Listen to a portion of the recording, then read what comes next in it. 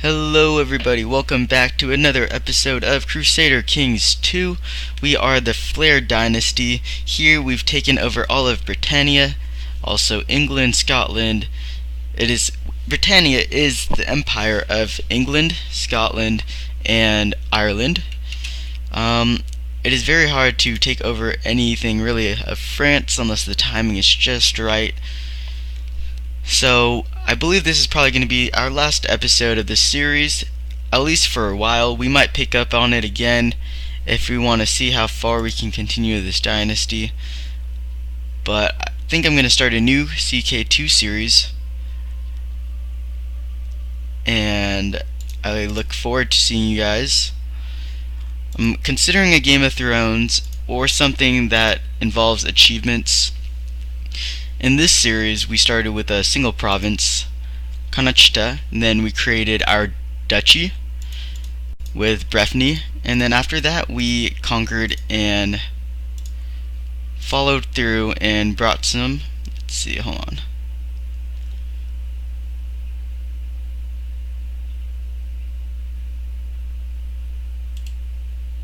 Let's marry into. And then we went down, expanded, got another duchy, and then finally we had the Kingdom of Erie, who now is controlled by King Lachni the Unchaste. He's one of our rivals. He loves us though, because we gave him a kingdom. Then after that we slowly expanded towards the east, towards Breffni. Not Breffni, the Kingdom of Britain. Britain.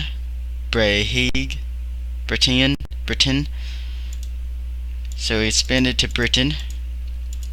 Then once we took over Britain, we took our time slowly, taking over province by province for our vassals, started solidifying our empire, and then once we got Scotland under control, we had the Empire of Alba.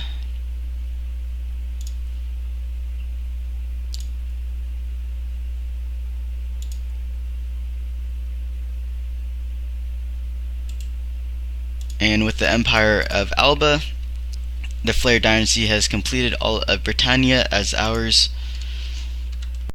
We are all Catholic.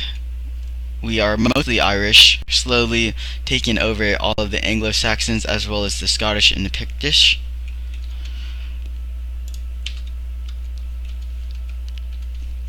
Just going through a quick recap of how this series went. This is our kingdom, our direct vassals. We control these lands, 6 and 2 provinces. Then this is all of Britannia, as in the same as what it should look if this was an actual kingdom, the de jure kingdoms.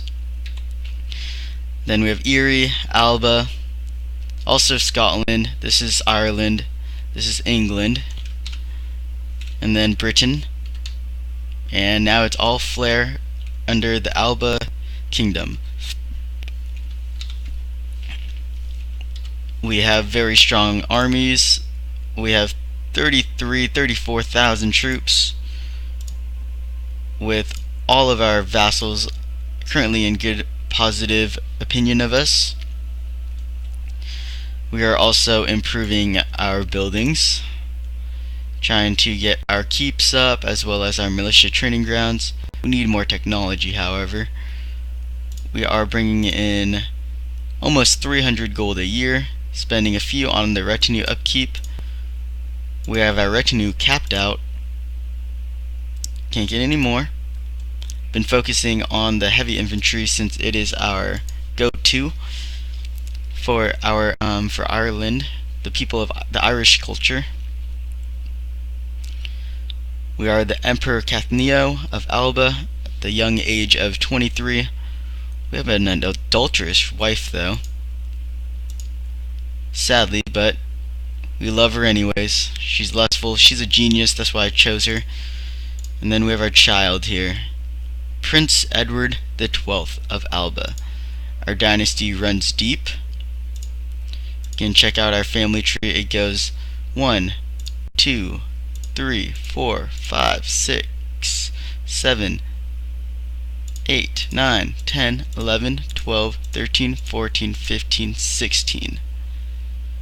We now have a dog as well. They call him Tricky. We have our son is the 16th generation within the Flair Dynasty. Our realm is very strong. We are ambitious to have a daughter, even though we do have a son, which is good. Small profit. We have a son we can almost educate. We have some claims on France, no, Auxerre, yeah, the county of Auxerre, which is part of France. It is this province, I believe, right here.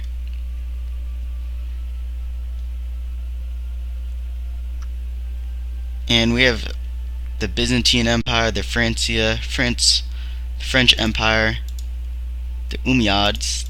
I believe they're the Muslim they're Sunni, mostly Sunnis. Then we have the Nordics up here. Most of the game, though, I didn't really focus too much out of this little region. Court chaplain, continue to improve relations with the Pope. Didn't really get in too big with the Pope game, trying to get religious, appointing successors, all of that. Constantly trying to end these plots now that our empire is so big.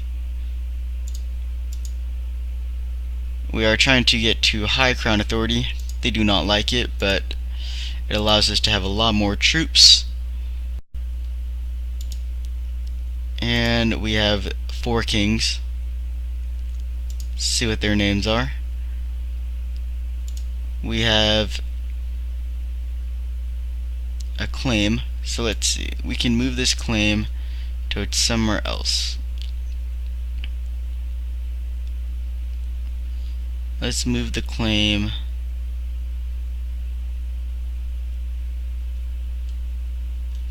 to Saxony.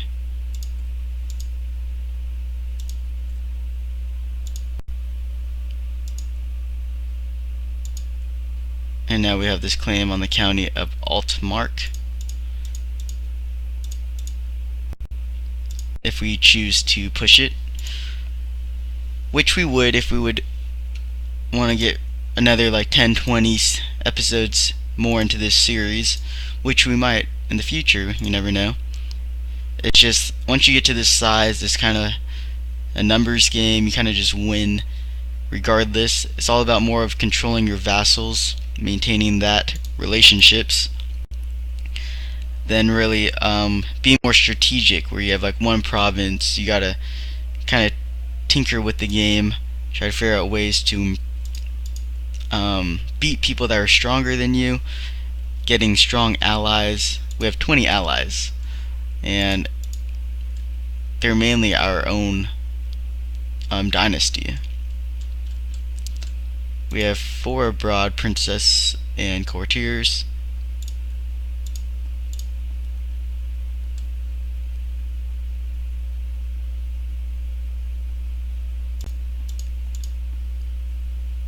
I do like the focused ability to focus on a trait, or having just a focus. It allows you to kind of gives you a lot more things to do in the game. It is also an additional DLC in order to have it in the game mode. Let's see, vassal, Prince Edwin the Lecher. Oh, this is of, let's see,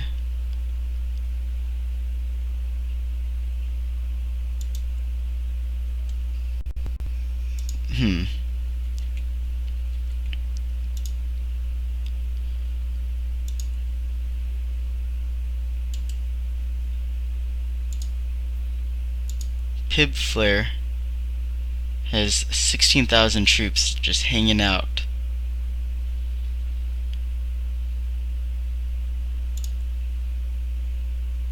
He's our kinsman. He has our original crest. and our son can be educated. Let's educate him by someone who's really good at martial.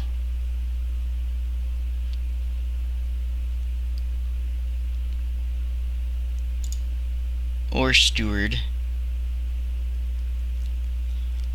Do I want a balanced person? This person has everything good besides. Okay. Give it to him.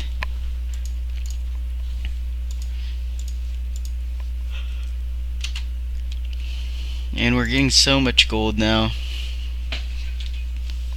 Started very simple, very small, and we've expanded. The only things I didn't really mess with too much was this game was the religious, the free papal. So it's making the inventors free. I've messed with the laws quite a bit, from going to high to low crown authority, understanding centralization. This is the first time I've actually gotten super far into a campaign. We have a second son. Let's call him Edwin.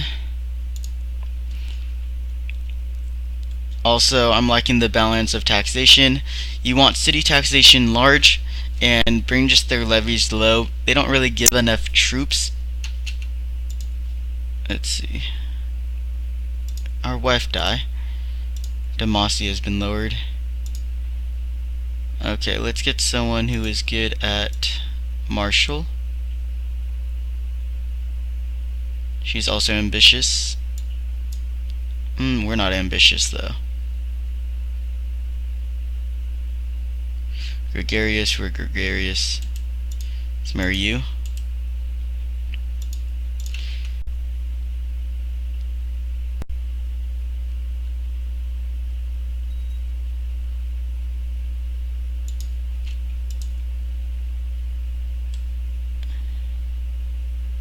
Claim Francia. We can claim the whole empire for one of our kinsmen.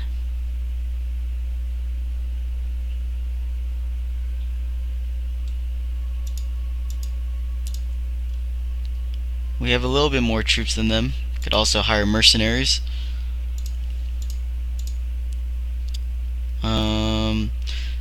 Let's see. So back to what I was talking about, laws.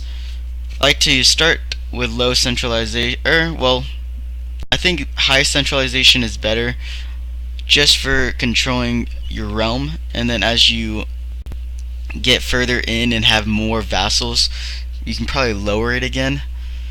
Mine's still high. I'm gonna lower it and probably give these 2 provinces back to the king if I would continue. And then viceroyalty, you can only get that once you become an emperor, as well as administration. I haven't changed this before. Do have kingdom to viceroyalty, which viceroyalty means that if someone dies and you give them a viceroyalty kingdom, the kingdom comes back to you instead of going to his heir. Feudal levies I put normal. Some of them I cannot increase higher due to technology. City taxation though, you always want that to be large, because they really can't uprise against you. They can keep complaining, but it's just free money. Their levies, you don't want them to absolutely hate you, so I put that on min. Also, their levy sizes are very small, so it doesn't make too big of a difference. Maybe if you start really small in the game. Also, usually I don't have any tribal holdings, but sometimes you'll get them. And the best secession law, I believe, is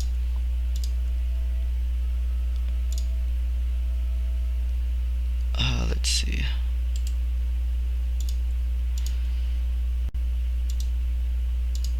The best secession law is the agnatic primogeniture.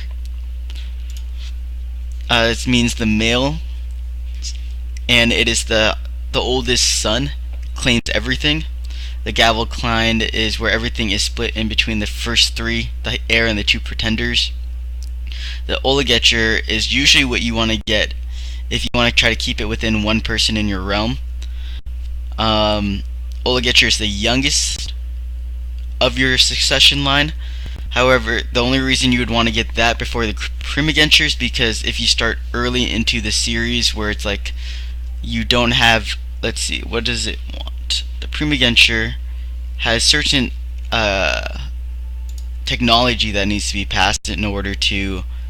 It needs high crown authority. That's what it needs. It needs high crown authority and a few other things in order to get that law. So usually just getting a Ultigetcher until you build up to that point is pretty good, because you can only increase this law up or down once per character until you die and you have to be the next person.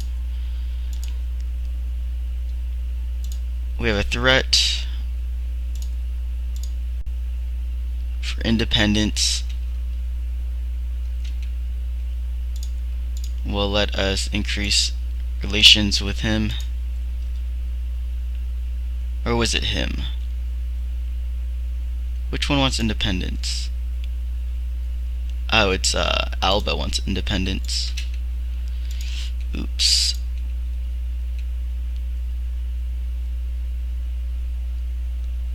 Okay.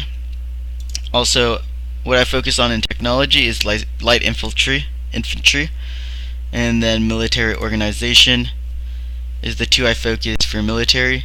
For economic, I focus on castle infrastructure as well as improved keeps. It's just my what I like to focus on. And then for culture advances, I focus on legalism. Pretty much just legalism, because that's the biggest one you need in order to change any secession laws as well as any other laws. If I want to get the max of things, can't get them due to the legalism not being up to like Tech 5 yet. Then military. Retinues are very strong. I usually go to the very bottom and then just get all of those, depending on what it is. I think there's heavy infantry is my favorite, and it doesn't cost that much. Once I start to get retinues, then I start upgrading military advances of heavy infantry as well. Bunch of plots still, don't have to worry about them. But for my chancellors and my council, what I like to do is improve relations with the Pope in Rome, so that you do not get excommunicated if you start causing other people around you to be unpleased, such as attacking them, trying to take over their provinces and whatnot. Also, I study technology in the Byzantine Empire, since they seem to always be ahead. You can also either collect taxes or research economy in your main province. I usually train troops, but when you get larger, you want to suppress some revolts. Also, research military is pretty good, but I tend to more be at a war stage, and I like to train troops to continue bringing in more and more troops for everything that's lost during war. Also, when you get larger vassals, larger kingdoms, you want to improve relationships with all of them. Always keep them positive so they can give you a max amount of levy. But in the early stages, you want to just fabricate claims. Fabricate as many claims. Make sure you look at the relationships tabs and click which province you want to take over, and look at who their allies might be. Their allies will be blue, and focus on that.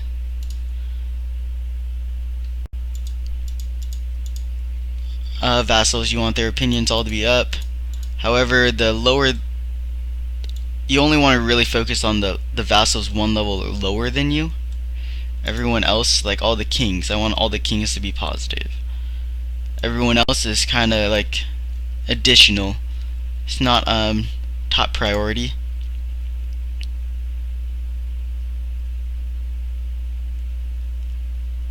let's marry you off to some prince. There we go.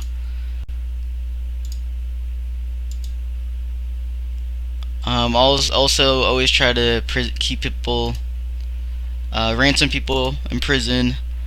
Try to stop all the known plots. Always check out what the factions are.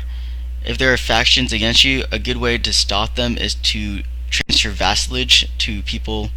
So say you have a duke that wants to start a claimant on your title, you can send that duke to a king under another vassal if you're an emperor. And then religion, I'm still trying to work on that, figure out how to work with those. Haven't played too much, but learned quite a bit from this one series. Also, if you have a focus, I like to focus on family as well as hunting because it brings your health up so you can live longer. Seduction is really fun. However, when you do the seduction, you can get excommunicated very easily. That's what happened when I first tried to play this series. I also like to have stewardship up. It makes it so that you can bring in more money. And also, let's see what else is important. Upgrading keeps. Once you start bringing in probably more than, I'd say like 60 to 80 gold a year, I would start trying to upgrade keeps, or upgrade your holdings. The ones I focus on upgrading is keep first. I think it has the most bang for its buck. Then I focus on militia training grounds. It allows you to have more levy. So more levy size as well as more like base troops. These are the two I focus on pretty much the most. And then I also like to get the castle walls up to at least level 2. Everything else, this was upgraded before I even got there, due to me having our capital first tier in in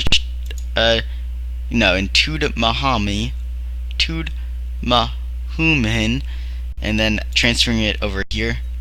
Also, when you transfer capitals, your technology switches to where you were last, or where to your new provinces. So each one has its own technology. The big map keys that I use and focus on are religion, for see if there's any heretics. You can start holy wars. Also diplomatic relations, very important in the early game, especially you want to see who has allies, who you can ally with, team up with, who you can take on. Also your realm, and once you get bigger, direct vassals. Also seeing the de jures helps so that you can do de jure claims on duchies. If you create the duchy, you can de jure claim anything lower, which is very good on expansion. And what else?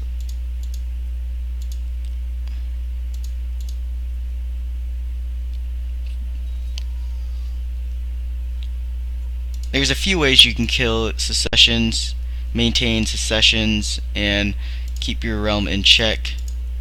Those you kind of just figure out as you go. But that's pretty much all the big things, an overall picture of what I've learned while playing this game for, 50 plus videos. Secession laws, technology, military, intrigue, all these tabs. Also, if you want to see how many troops that they can raise, right here in the interface, when you click each of the individual people, we have a lot of wealth, we have a lot of units, a lot of prestige.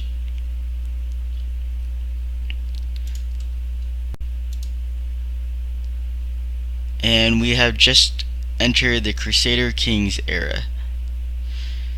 Christian pilgrims of the Holy Land suffers all manners of abuse, and the routes are not safe. In order to protect the pilgrims and secure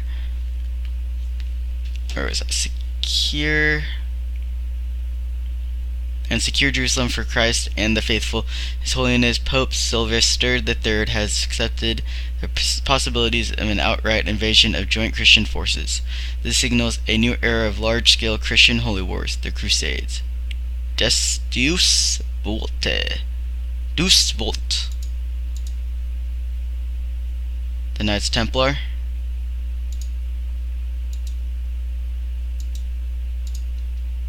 And so yeah, we have now entered the Crusades for Jerusalem.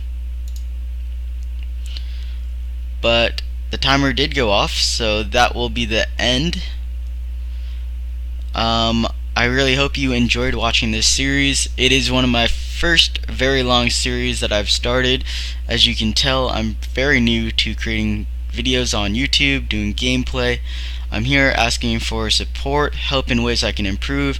Feel free to leave comments. I will reply within 48 hours. I want to keep this going. I want to do this because I enjoy doing it. I don't care about any money. If money is made, that'd be awesome. Then I wouldn't have to work.